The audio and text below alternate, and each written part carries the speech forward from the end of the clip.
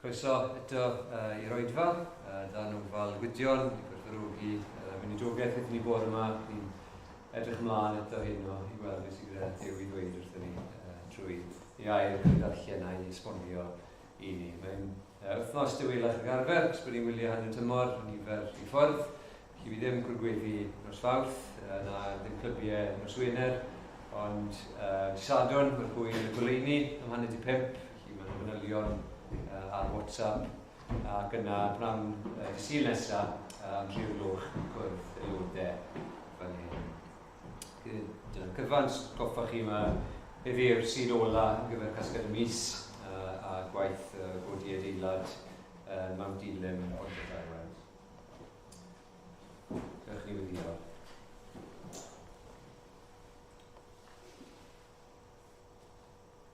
Diolch i ti o arfwyd am hyn i ti clywed y bore yma yn ogaeth i ni i nesau at y ti. Diolch bod ni'n dod at ddew o lluchiog a fes dim byd yn amhosib i ti. A diolch am y fuddugoliaeth yr agwedd i Grist wedi ei hennill dros bechod a diafol dros farwolaeth. Diolch i ti bod yn ni yn cael cynnig bywyd tragweddol, bywyd sy'n para beth yn bywyd yn fwy na hynny, bywyd o adnabod ti. A byw yn bywyd fydd i fydd, yn gwrando ar dy lais ti, yn mwynhau dy gwmni ti, yn dy ddilyn ti. Ni'n gwyddio nawr bydde ni yn profi dy fendydd ti yn yr oedfa yma. Bydde ni'n dysgu pethau newydd yn dy air ti.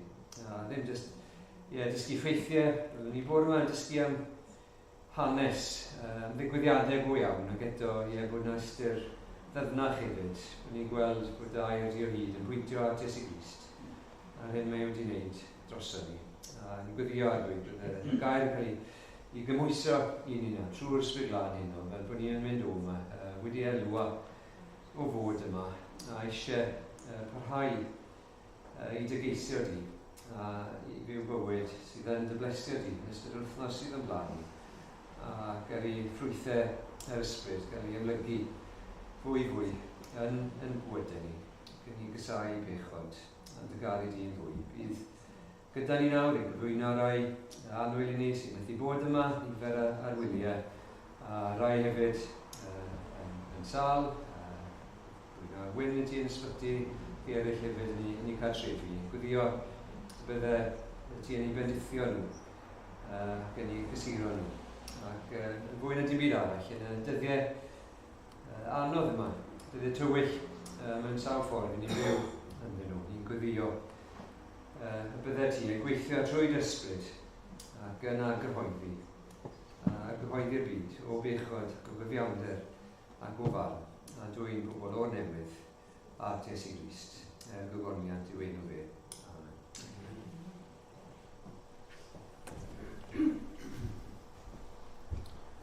Dwi'n siŵr os ydych chi'n teimlo heno. Os chi'n teimlo bach yn isel, gwasgedd ac yn y blaen, neu bod chi'n teimlo yn hapus. Wel, beth bynnag ych chi'n teimlo, mae'r emyn yma yn anogaeth call iawn. Emyn 38 o'r atodiad o enaid, a wyt ti'n flinderog, y llwybr yn dywyll o'th flaen. Wel, mae goleuni yn wyneb y ceidwad, a bywyd mor llawn ac mor lan. A dyma'r cyngor i ni, trod y olwg ar Iesu, ac edrych i'w wyneb yn llawn. A holl bethau'r byd, fe ddiflannant i gyd yn oleuni, ei gariad a'i ddawn. Dyw'r holl bethau'r byd ddim yn diflannu yn llwyr, ond yng ngoleuni adnabyddiaeth o Grist. Mae'r pethau yna fel tasau nhw yn diflannu, yng ngoleuni ei gariad a'i gymorth a'i ras. Felly fe godwn ni ganu 38 gyda'n gilydd.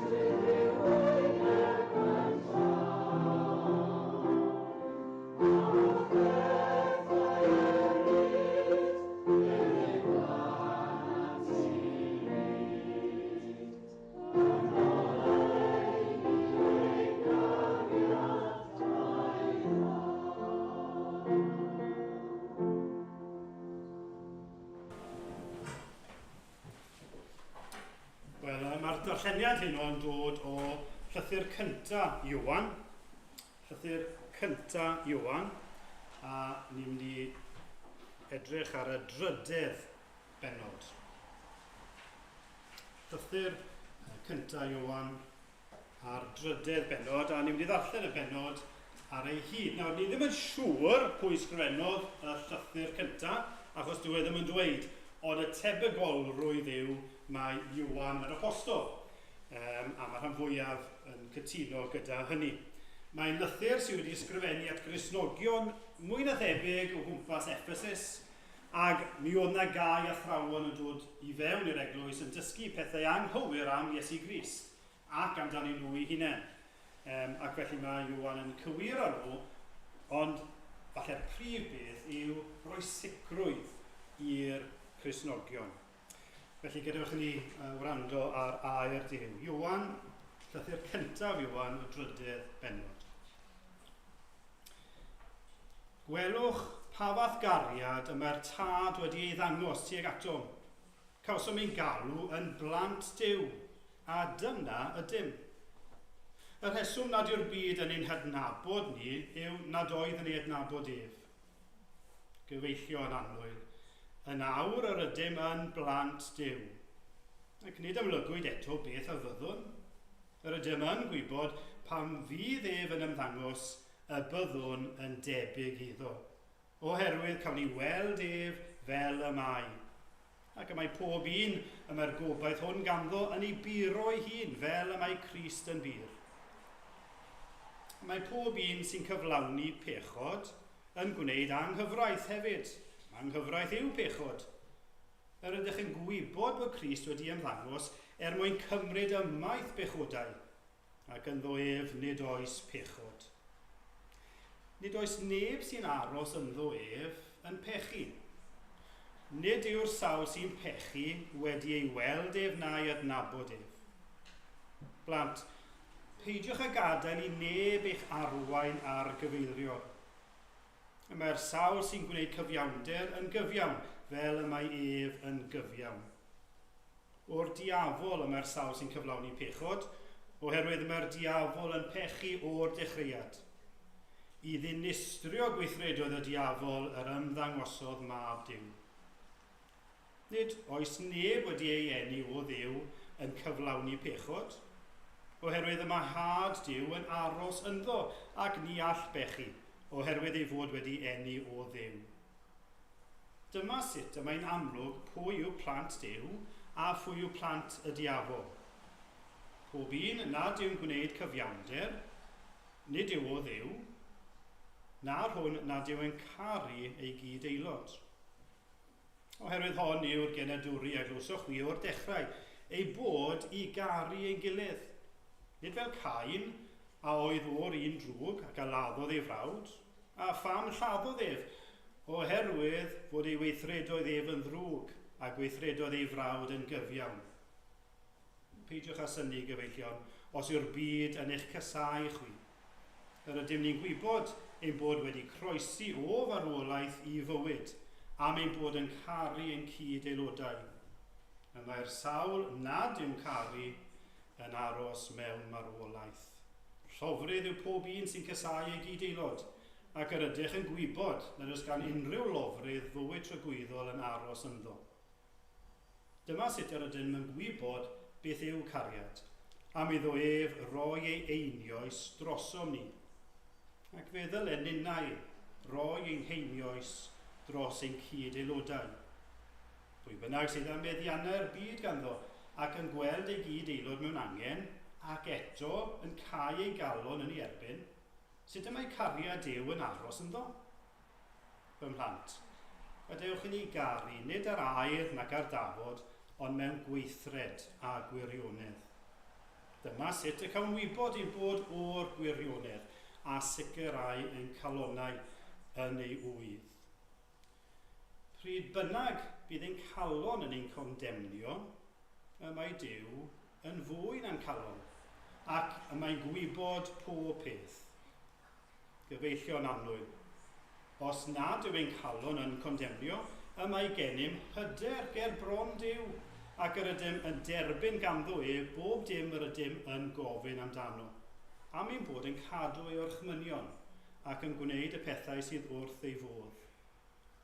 Dyma ei orchymyn, ein bod i gredu yn enw ei fab ef, Iesu Grist, a charu yn gilydd, yn union fel yr rhoddodd ef orchymyn i ni. Mae'r sawl sy'n cadw ei orchmynion ef yn aros ynddo ef ac ef ynddo yntau. Dyma sut yr ydym yn gwybod ei fod ef yn aros ynom ni trwy'r ysbryd a roddodd ef i ni. Wel, bod i ddiw fendithio yr rhan yna o'r gair a byddwn ni'n edrych ar y rhan yna gyda'n gilydd nes ymlaen. Ni'n mynd i ganu nesaf gyda'n gilydd. Os ni'n ffidio fe. Emyn 286 o'r llyfr Emynau. Un o hoff eiriau bob Cristion. Gras o'r fath beraidd sain, ni'n clust hyfrydlais yw. Gwna hwn i'r neb berseinio byth ar ddeiar oll a glyw. 286.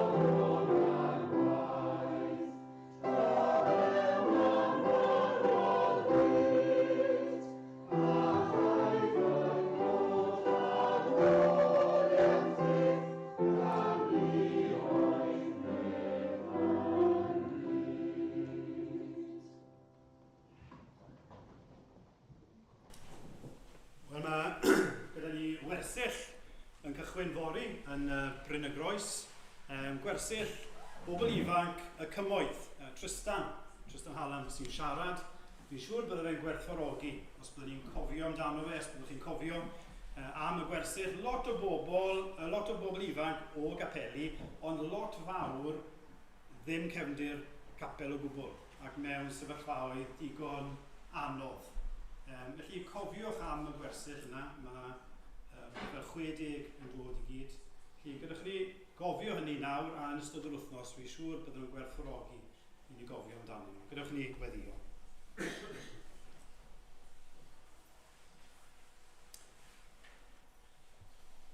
O ddew ein tad, i ni yn diolch unwaith eto bod ni'n cael dod ger bron y Duw sanctaidd. O arglwydd i ni yn dy garu di, am i ti yn gyntaf yn caru ni. I ni arglwydd yn rhyfeddu ar hyn wyt ti, ac yn ni'n dweud fel mae dy air di, pa ddiw sydd fel ein diw ni. O arglwydd i ni yn rhyfeddu ar dy allu di. I ni ddim yn gallu dirnad yn iawn, mor fawr wyt ti, mor nerthol wyt ti. I ni arglwydd yn ymwybodol dy fod ti yn ddiw cyfiawn, yn ddiw sanctaidd. Diolch arglwydd fod ti ar dy orsedd, funud yma, a fel ag yr wyt ti wedi bod erioed ac y byddu di byth. Diolch arglwydd dy fod ti byth mewn panic, yn panic o beth sy'n digwydd i ti, yn rheoli bob peth a phob un, bod y cyfan yn dy law di, hyd yn oed y bydysawd yma, bod pob cenedl o dan dy lluog law di.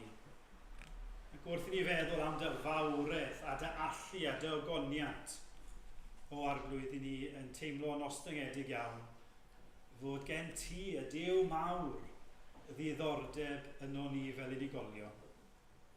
Dy fod ti wedi'n caru ni gymaint mewn modd mor eithafol i ti anfon yr arglwydd Iesu Grist ac iddo fe ddod o'i wirfodd i fyw bywyd perffaith yn ein lle ni, i ddioddau y gosb yr oedden ni'n ei heiddi. O arglwydd ni'n llawenhau fod e wedi atgyfodi, ac byddwn ni'n licio gweld Iesu Grist nawr, ni yn falch bod e wedi esgyn i'r nef, fel bod yr ysbryd glân wedi dod, a fod yr ysbryd nawr yno ni'n goleuon llyged ni, cymhwyso dy air i ni, yn ein harwau ni, arglwydd i ni'n rhyfeddu ar y drindod fendigaid, i ni'n llawenhau yn dy allu a dy fawredd a dy ogoniant, a yn rhyfeddu ar dy gariad tuag ato ni, pobl sydd ddim yn heiddi hynny, ond o arglwydd i ni'n diolch i ti.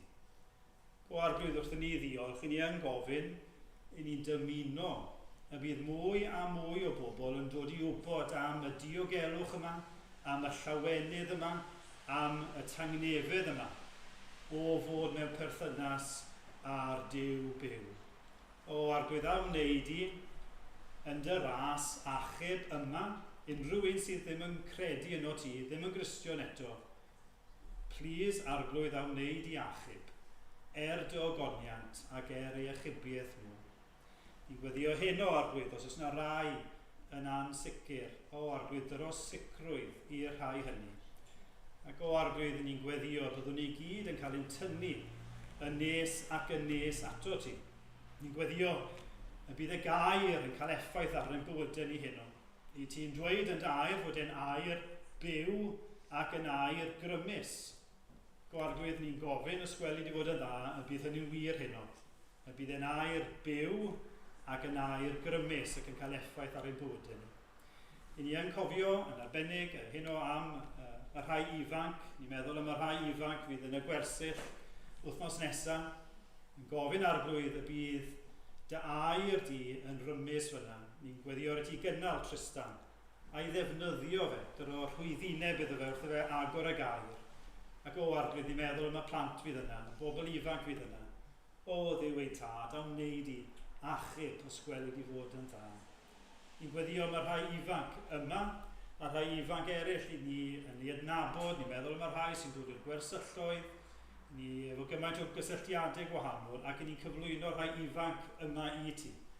Ni'n gweddio o Dduw ar y ti gadarnhau rhai sy'n credu no ti, a byddwn nhw'n tyfu yn ei ffydd, yn ei cariad ato ti, a rhai sydd eto heb gredu, arglwydd, sgweli di fod yn dda, dira nhw i berthynas byw a ti dy hun, o sgweli di fod yn dda. Ni'n gweddio arglwydd, y bydde di'n cadw nhw rhag yr un drwg, y bydde di'n sancteiddio nhw yn dy air. Ni'n gweddio hefyd o arglwydd am ein gilydd fan hyn, rhai sydd yn gwynebu wythnos y wyliau, eraill yn gwynebu wythnos y waith, eraill yn gwynebu wythnos arferol adre, falle yn teimlo elfen o unigrwydd. Beth bynnag yw'r sefyllfa ni, o Dduw, ni'n cyflwyno'n gilydd i dy ofal ac yn gofyn y bydde di yn bendithio bob un sydd yma. A rhai hynny sy'n dymuno bod yma heno. O arglwydd ni yn gofyn ar y ti dynnu'n agos ato ni. I ti yn dweud nesewch ata fi a mi a nesaf ato chwi. Arglwydd cynnwrthwya ni, wythnos yma i nesau ato ti. I ni yn cyflwyno nid yn unig yn hunain, ond ni'n meddwl am bregethiad eto y gair heddi yn ein gwlad ac ni yn dymuno o Dduw ein tad, llwydda dy waith, bywhad y waith yn ein calonau ni, bywhad y waith yn ein heglwysi ni, bywhad y waith yn ein tir ni, o sgweli ni fod yn dda, ithogoniant ac achubiaeth uneidiau. Ni'n cyflwyno gweinidogion y gair, ni'n ymwybodol arglwydd o sawl un ohonyn nhw yn mynd trwy gyfnod anodd ar hyn o bryd. Arglwydd cadw nhw rhag yr un drwg, bendithia nhw, cynnwrthwya nhw a defnyddia nhw ithogoniant. Ni'n cyflwyno y rhai sydd yn bell i ffwrdd yn cyhoeddi'r gair. Ni'n cyflwyno Tom a Nerys y ti, gweddio'r ti i'w gwarchod, a Efon bach nawr, ni'n gweddio'r ti bendithio nhw fel teulu, a'i defnyddio nhw draw yn Thailand i fod yn gyfrwng o fendith i eraill. Ni'n cyflwyno Emmanuel a Esther a'r teulu ti, gweddiwr ti bendithio nhw fel teulu a defnyddio Emmanuel yn yr eglwys yna i fod eto'n fendith i'r bobl. O arglwydd diolch wnaeth i dod ar cyfan ger dy fron di sy'n gwybod pob peth yn barod ac yn gwybod popeth amdano ni. Arglwydd derbyn ein mawr, derbyn ein diolch ni nawr am bod ni'n gofyn y cyfan gan ofyn am fyddeiant am bob diffyg a bai yn derbyn di, maddau i ni o Dduw, ond derbyn ni yn enw Iesu Grist. Amen. Wel, ni amganu emyn athyn ni ymarfer y bore yma dan gysgod croes yr Iesu. Mae lle i wella yng nghlwyf, rhyfeddol yw'r drigaredd am galwodd fel yr wyf. Mae'r dwylo dyle yn gwrthod ni, maen nhw gyda clwyfau sy'n ei gwahodd ni. Dan gysgod croes yr Iesu, mae fe wnaed wrth ei fodd. Dan gysgod croes yr Iesu, rwy'n un a'i deulu ef. Pob un fi'n ceisio ei hunan o fi eisiau beth i fi moyn.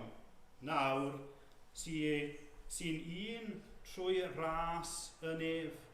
Sut fedrwn waradwyddo, a rai fi checo beth yn union oedd waradwyddo, roi cywilydd neu gwarth ar rhywun. Sut fedrwn waradwyddo rhai garodd Iesu gwyw, dan gysgod croes yr Iesu, gwyl y plant a alwodd Duw. 28. Wel, na, sy'n pwynt fi wedi 28. Mae e'n hwn. Mae e'n hyn ar y sgwyn. Fe godwn ni ganu fo'n gilydd. God.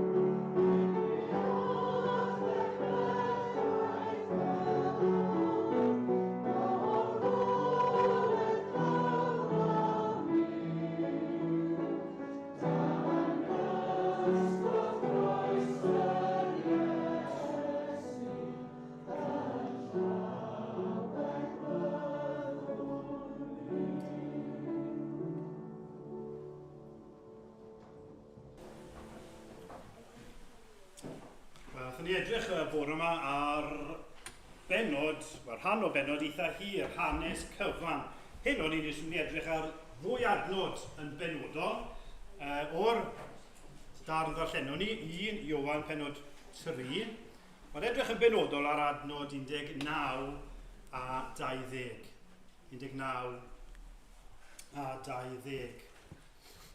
Nawr, ddim eisiau i chi boeni, ond mae Nadolig yn nesau, a bob blwyddyn amser Nadolig fi'n prynu nofel i Catrin.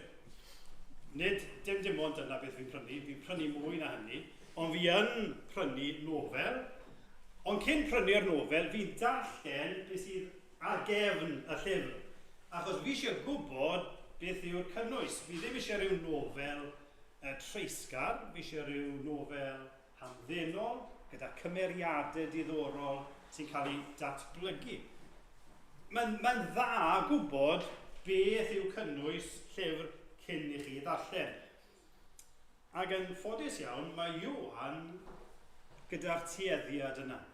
Mae'n esbonio i ni beth yw pwrpas ei lythyr e.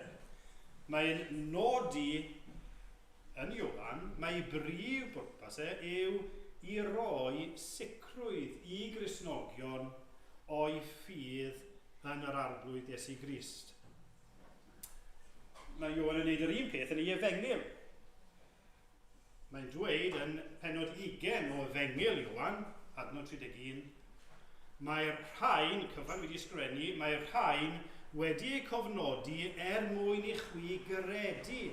Mae Iesu yw'r Meseia, mab Duw, ac mwyn i chwi drwy gredu gael bywyd yn ei enw ef. Fi wedi sgrennu'r efengyl mwyn i chi gredu.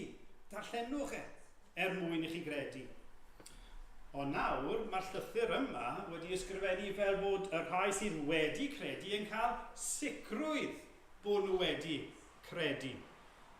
Edrychwch os yw'r Beibl gyda chi yn y 5 benod o'r llythyr yma. Yn y 5 benod adnod 13 mae Ioan yn dweud hyn. Yr wyf yn ysgrifennu'r pethau hyn atoch chi, y rhai sydd yn credu yn enw mab Duw, mwyn i chwi wybod fod gennych fywyd trygwyddol. Wedi ysgrifennu'r efengyl mwyn i chi gredu. Nawr fi'n sgwennu'r llythyr yma mwyn i chi wybod bod chi wedi dod i gredu. Fi am i chi brofi sicrwydd. A mae'r gair gwybod yn ei ffurf gwreiddiol, neu dwy ffurf gwreiddiol yn y Groeg yn y Pwltebig, mae wedi cael ei ddefnyddio 40 o weithiau yn y 5 benod yma yn llythyr Ioan. Chi'n teimlo, mae e'n eisiau chi ddeall, fi eisiau chi wybod. Chi'n gweld, dyw Duw ddim yn unig am weld pechaduriaid yn dod i gredu. Mae e hefyd am i Gristnogion i chi wybod bod chi wedi dod i gredu. Mae am i chi wybod ac i fwynhau y ffaith bod chi yn blant i Dduw. Mae e am i ni brofi y fendith o sicrwydd. Mae e'n dymuno hynny i pob Cristion. Nawr mae sicrwydd gallu bod yn broblem i sawl Cristion ar wahanol adegau. Ddim yn gallu mwynhau y sicrwydd na bod ni'n blant i'r arglwydd, i Dduw. Wel, gadwch ni edrych beth sydd gan Ioan i ddweud am hyn. Nawr, cyn mynd ymlaen, falle bod rhywun yn ystod fan hyn o'r pnawn yn meddwl, wel, fi'n gwybod bod fi ddim yn Gristion, felly dyw'r bregaeth yma ddim pwrpas i fi. Wel, gai bwyso arno chi, daliwch i wrando. Does dim cwestiwn mwy pwysig na gofyn, ydw i yn Gristion? Neu beidio? Felly daliwch i wrando. Mae gen i 3 pwynt. Nath Bedwyr ddweud o fi pnawn yma, beth yw 3 pwynt? Nath enwi 3 beth yn dechrau fo C, achos na beth oedd peiriau'r bwr yma. A ddrai fi wenu, achos mae 3 pwynt yn dechrau fo C. C yw llythyren am y dydd. Y 3 pwynt yw canlyniadau ein ffydd, Hynny yw, beth sy'n digwydd ar ôl i ddod i gredu? Beth yw'r ffrwyth? Beth yw'r canlyniadau o'r ffaith bod ni wedi dod i gredu? Yn ail, cyhuddiadau ac yn drydydd, codi yn golwg. Felly i ddechrau, canlyniadau ein ffydd. Beth sy'n dilyn wedi ni gredu? Wedi dod trwy ras, trwy gyfiawnder Iesu Grist, beth yw canlyniadau ein ffydd ni? Beth yw'r arwyddion bod ni yn Gristnogion? Wel, mae Ioan yn nodi 2 bwynt penodol. I ddechrau, mae'n dweud, wel, ffrwyth canlyniad bod chi wedi dod yn Gristion yw bod chi yn byw bywydau sanctaidd. Bod chi'n byw bywydau yn y goleuni. Bod chi yn dweud na i bechod. Chi ddim am bechu. Chi'n ymwrthod â phechod. Ac yna, yn ail, bod ni yn caru Cristnogion. Bod ni'n caru Cristnogion eraill. Dyna beth mae'n Ioan yn nodi yn y llythyr yma. I ddechrau felly, byw bywyd sanctaidd. Dweud na i bechod, byw yn y goleuni. Edrychwch, ni'n mynd nôl i penod 2 fan hyn. Penod 2 adnod 3. Mae Ioan yn dweud hwnna, dyma sut yr ydym yn gwybod ein bod yn ei adnabod ef, sef ein bod yn cadw ei orchmynion. Y sawl sy'n dweud o rwy'n ei adnabod a heb gadw ei orchmynion, mae'n gelwyddog ac nid yw'r gwirionedd ynddo. Penod 3, ddarllen o'r adnod 6. Nid oes neb sy'n aros ynddo ef yn pechu. Nid yw'r sawl sy'n pechu wedi ei weld na'i adnabod. Be mae Ioan yn dweud? Mae person sydd wedi cael ei achub trwy ras, trwy gariad rhyfeddol Duw, dyw'r person yna ddim eisiau pechu. Mae am fyw bywyd cyfiawn, heb bechod. Dyna ddeheuad y galon. Fi rili ddim eisiau pechu. Fi eisiau byw bywyd sanctaidd. Fi eisiau byw bywyd glân. Dyna ddeheuad y galon. A dyna beth mae Ioan yn ei olygu. Nawr, mae Ioan yn hollol realistig yn gwybod byddwn ni yn pechu, ond bod y ddeheuad yna. Mae'n gwybod y byddwn ni'n cwypo, a dyna pam mae'n dweud yn y bennod gyntaf, adnod 8, os dywedwn ein bod yn ddi-bechod, yr ydym yn twyllo'n hunain. Os cyffeswn ein pechodau, a mae e'n ffyddlon ac yn gyfiawn ac felly fe faddeuai ni ein pechod a'n glanhau o bob anghyfiawnder. Mae'n gwybod byddwn ni ddim yn byw bywyd heb bechod ar ôl dod i gredu. Ond, mae yna ddeheuad yna. Fi ddim eisiau pechu. Fi eisiau byw bywyd sanctaidd. Fi ddim eisiau siomi Duw. Fi eisiau byw yn fwy tebyg i Iesu Grist. Ac bod fi'n methu, mae'r deheuad yna. A pan i ni'n cwmpo i bechod. Mae'n brifo ni. A fi di cwmpo eto. Hynny yw, chi'n ymwybodol, fi di anifeddhau i Duw fy nhad. A fi'n gwybod mae'r pechod mae fi'n cyflawni, mae'n ei costio'n ddrud i'r arglwydd Iesu Grist. A mae'n brifo chi. A chi'n teimlo, pam i fi'n pechu? Pam i fi'n gwneud yr hyn fi ddim eisiau gwneud? A fi ddim yn gwneud yr hyn fi eisiau gwneud. Pam i fi fel hyn? Yw hwnna'n ddisgrifiad ohonoch chi? Chi gallu uniaethu gyda hynny? Os i chi, yn arwydd bod chi'n Gristion. Dyna ganlyniad ffydd yn yw. Bod ein gwendid, ein methiannau, bod yna ddeheuad, fi ddim eisiau pechu. fi eisiau byw mwy ergogoniant Duw. Fi eisiau byw mewn modd sy'n plesio fi. Yr ail ganlyniad o'ch ffydd yn yr arglwydd Iesu Grist yw bod ni'n caru Cristnogion eraill. Mae yna rhyw ymwybyddiaeth. Fi'n caru rhain. Fi'n caru Cristnogion. Ei gweitha, fy ngweitha. Fi'n gwybod bod fi'n caru nhw. Pan mae Cristion arall, cyd-aelod arall, yn mynd trwy gyfnod anodd. Ni'n teimlo'r peth i'r byw. Pan mae Cristion yn cael cyfnod braf ac yn llawenhau, ni'n llawenhau gyda nhw. A ni fodlon aberthu dros y Cristion yna.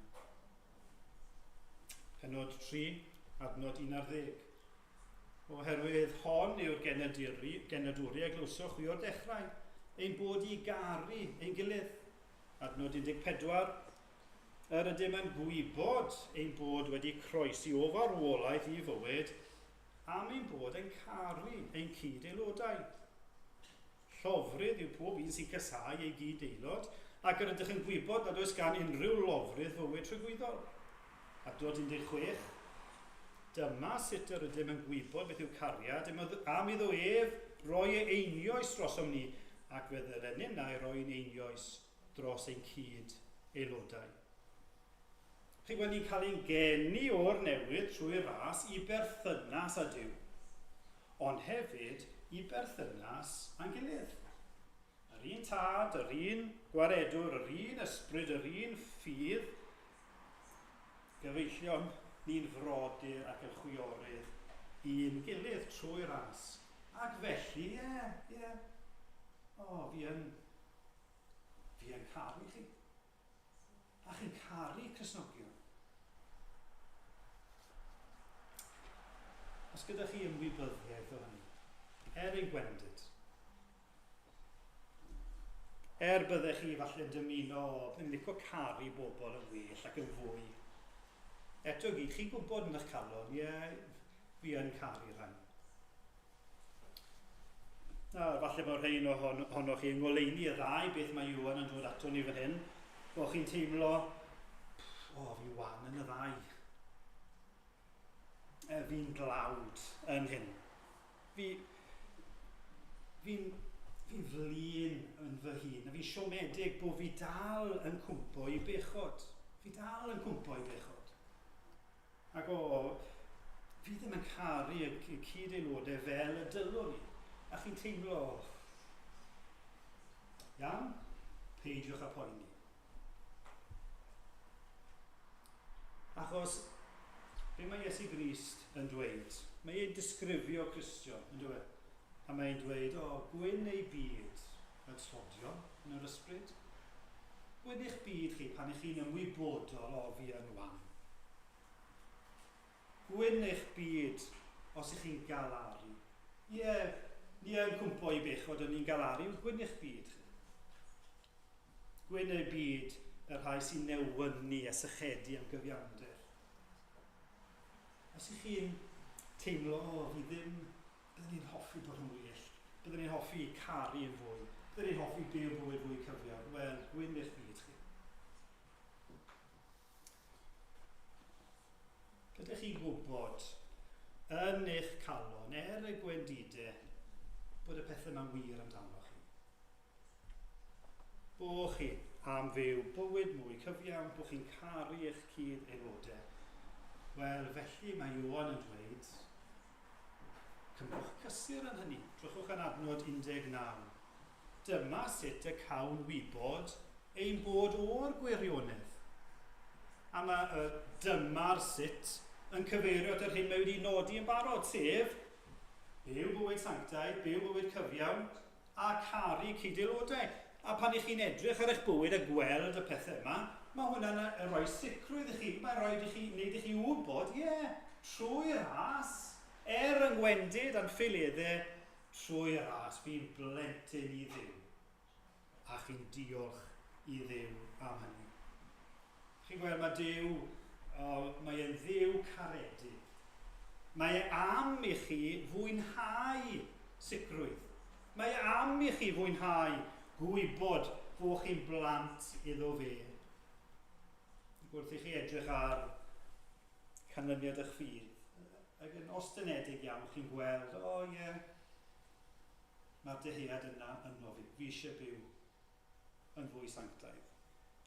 Ac yng ngwendid, fi yn caru Cristnogion eraill. Yr ail bwynt, cyhuddiadau.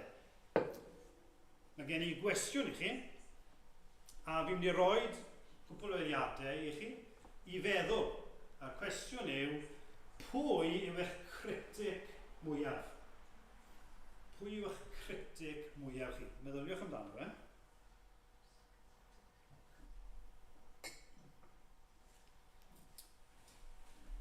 Maen nhw'n dweud pan chi'n gofyn cwestiwn, dylech chi aros 9 eiliad i rywun i feddwl, i prosesu.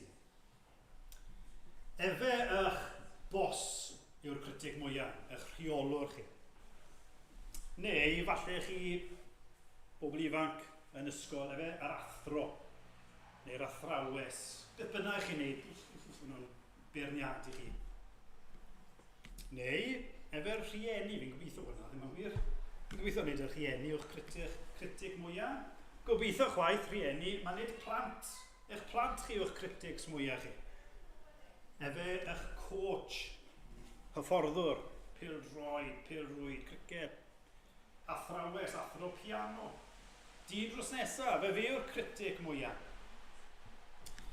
Gai awgrymu bod yna 2 prif critic. 2 berson penodol sydd byth a hefyd yn eich cyhuddo chi, dod â cyhuddiadau yn eich erbyn chi. Y cyntaf yw y diafol. Mae'r diafol yn chwilio am bob cyfle posibl i'ch cyhuddo chi. Mae'r diafol yn dod, ti yn Gristion? Ti sydd wedi cyflawni hwn a hwn? Ti'n meddwl bod ti yn Gristion ac yn meddwl y meddyliau yna? Byddai gwir Gristion yn meddwl fel yna? Pa werth wyt ti rili yn y capel?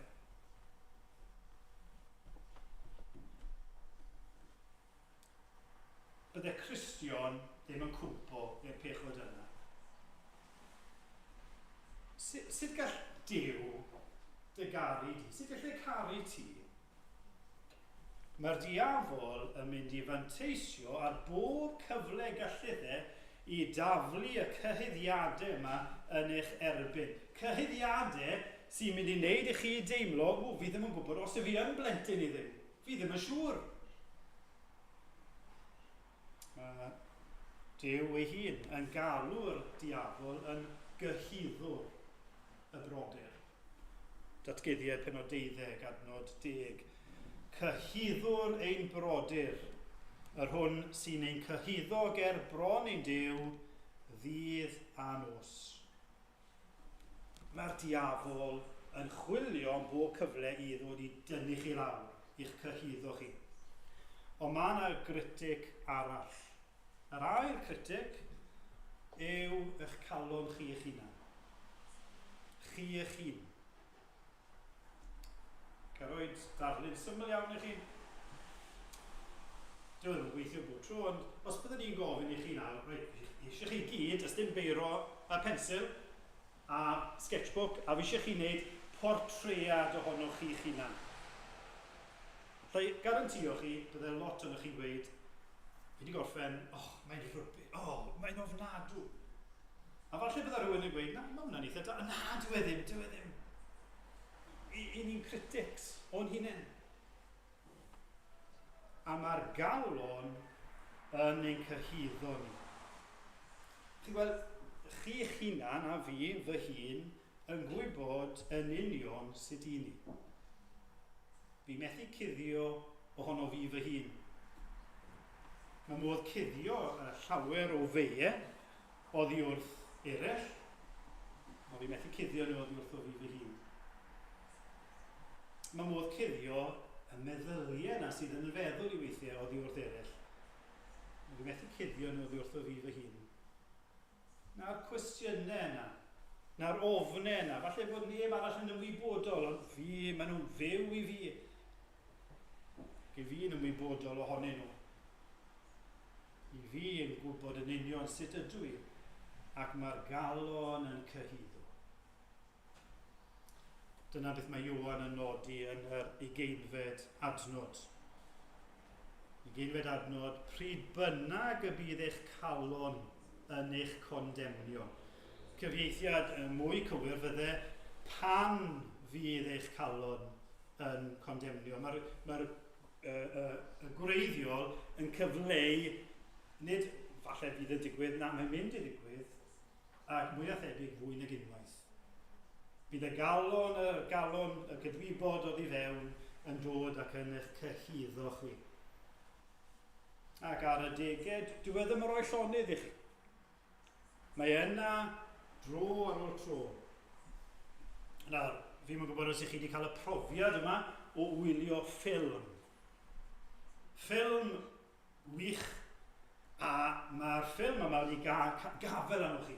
A chi wrth eich bodd, a chi ddim yn siŵr beth sy'n mynd i ddigwydd nesaf, a chi'n trio gafel ar bob gair. Mae bob gair yn bwysig. Mae'n ffilm wych. Ond mae ffrind wrth eich ymwneud chi'n eistedd, a mae'n ffrind neis iawn. Ond dyw e ddim yn stopo siarad. A chi'n gwylio'r ffilm, a mae'n rhoi nudge, hei, ffilm da, dyw e, ydi. A dyn, munud nesaf, beth ti'n meddwl sy'n mynd i ddigwydd? Fi'n gwybod, chi'n cael edrych. Munud nesaf, sy'n mae pethau mynd yn ysgol? A chi jyst yn teimlo, bydd yn dawel, fi eisiau watcho'r ffilm. Fi ddim eisiau ti ymharu, gad fi'r llonydd, please. Mae'r galon weithiau gallu bod fel yna, fel y ffrind yna. Dwi ddim yn rhoi llonydd i chi. Mae e'n dod gyda cwestiwn ar ôl cwestiwn. Mae'n dod gyda cyhuddiad ar ôl cyhuddiad.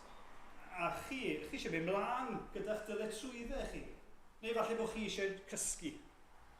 Ond mae'r galon yma'n dod a'r cwestiwn arall, a'r cyhuddiad arall, a'r cyhuddiad, a dwi ddim yn rhoi llonydd i chi. A chi'n teimlo fel, dweud, bydd yn dawel.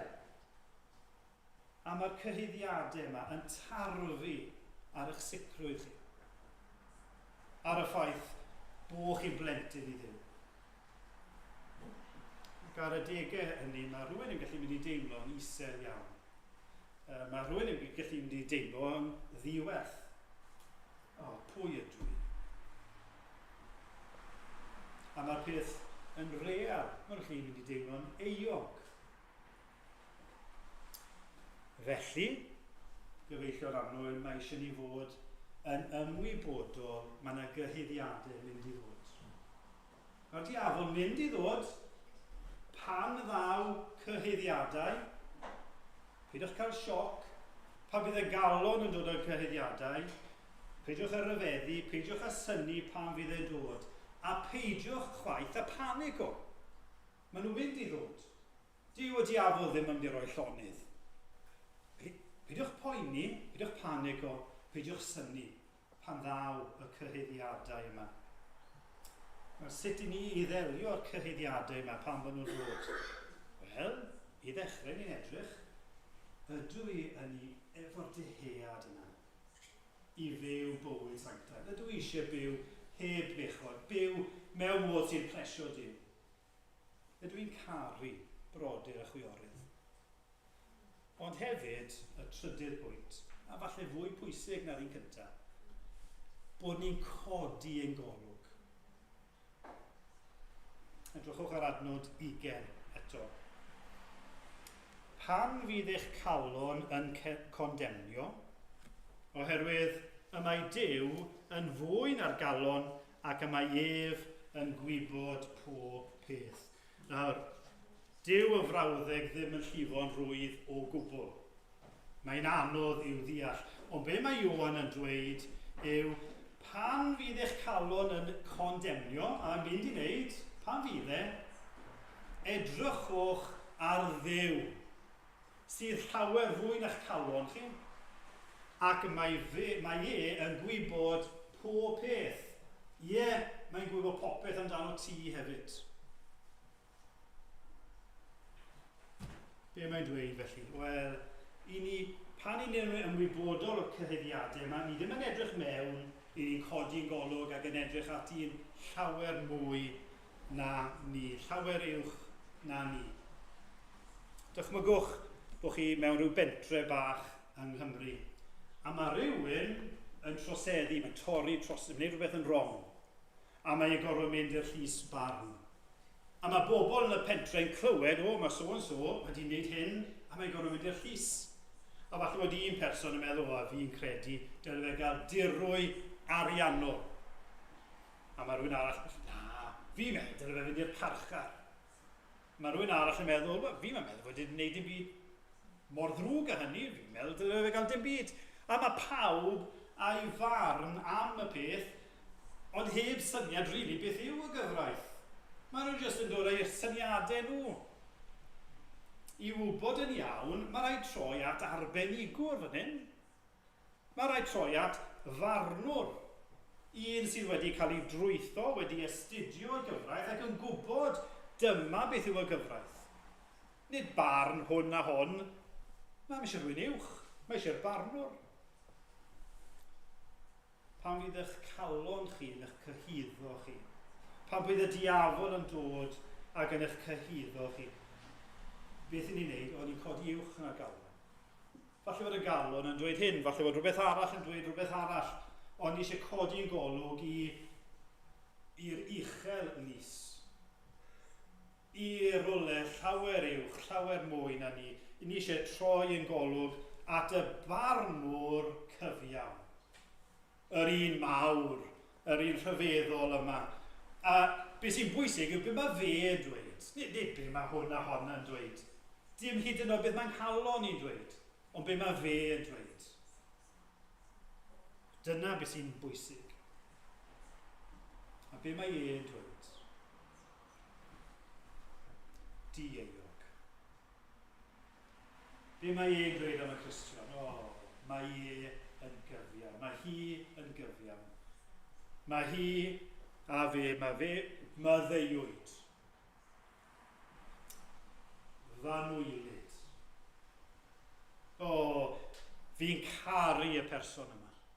A fi'n mynd i garu'r person yma am byth. Dyna beth mae'r barnwr cyfiawn, yr uwch farnwr yn yr uchel lys. Dyna beth mae e'n dweud amdano chi yn Rhys Iesu. Mae'r cyfan o ras, mae ryfedd yn dweud, ni weithiau meddwl, llai droi at Duw heddi, achos wedi cael diwrnod da. Dyw erioed wedi cyfiawnhau rhywun ar sail be ni wedi wneud, neu ar sail be ni ddim wedi wneud. Mae Dyw wedi'n cyfiawnhau ni, wedi'n hachub ni ar sail yr hyn mae Iesu Grist wedi wneud, ar sail ei ras e. A mae Dyw yn gwybod pob peth. A mae'n gwybod popeth amdano chi. Mae'n cofio mae llwch i ni. Mae'n gwybod fan i'n wan. Ac eto yng Nghrist mae'n dweud, fi'n caru chi. Fanwylid. Maddeuwyd. Cyfiawn. Chi'n blentyn i Dduw trwy ras, trwy Grist, a mae'r uchel farnwr mae e'n dweud cyfiawn.